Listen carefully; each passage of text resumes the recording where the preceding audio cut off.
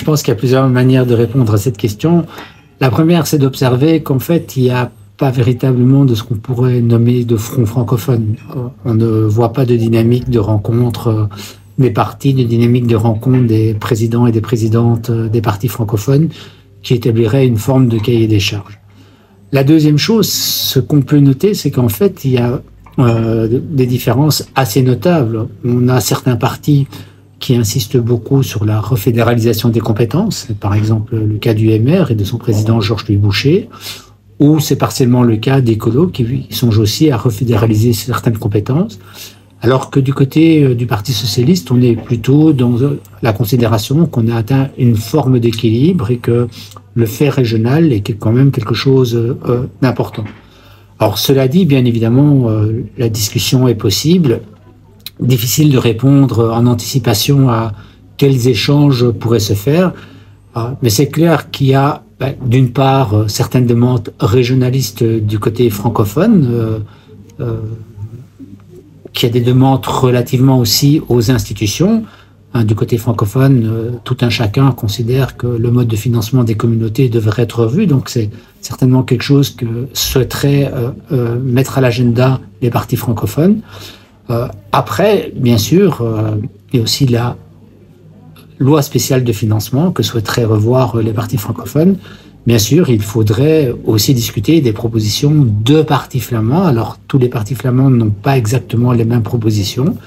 Il y a des réflexions pour savoir si certains éléments aujourd'hui de la compétence de l'État fédéral pourraient être éventuellement transférés vers les entités fédérées. Ça peut être certains aspects du budget de la sécurité sociale, ça peut être par exemple la question de la régionalisation éventuelle de la justice.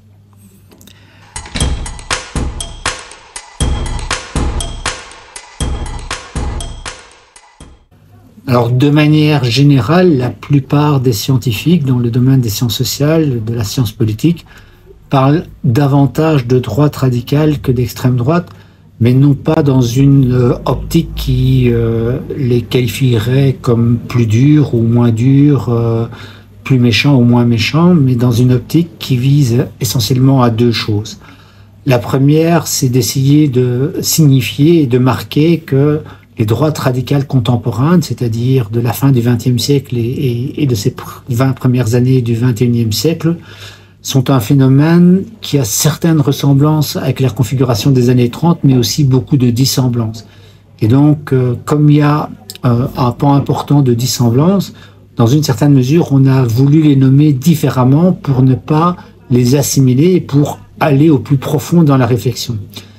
Et la deuxième chose, bien sûr, c'était déjà le cas aussi dans les années 30, c'est que ces droites radicales donnent à voir beaucoup de points communs, mais aussi beaucoup de différences entre elles, sur le plan socio-économique, sur le plan de la sociologie électorale, sur le plan de leur rapport à l'Union européenne, sur le plan de leur position dans le domaine des relations internationales. Et d'ailleurs, de manière intéressante, en fait, les partis de droite radicale siègent dans 3 groupes différents au Parlement européen. Et donc, c'est aussi une des raisons pour lesquelles on utilise le concept de droite radicale, qui est un concept de coupole. Et à l'intérieur, on essaye, je dirais, de distinguer ce qui rassemble certains partis et aussi ce qui les différencie. Je vous remercie.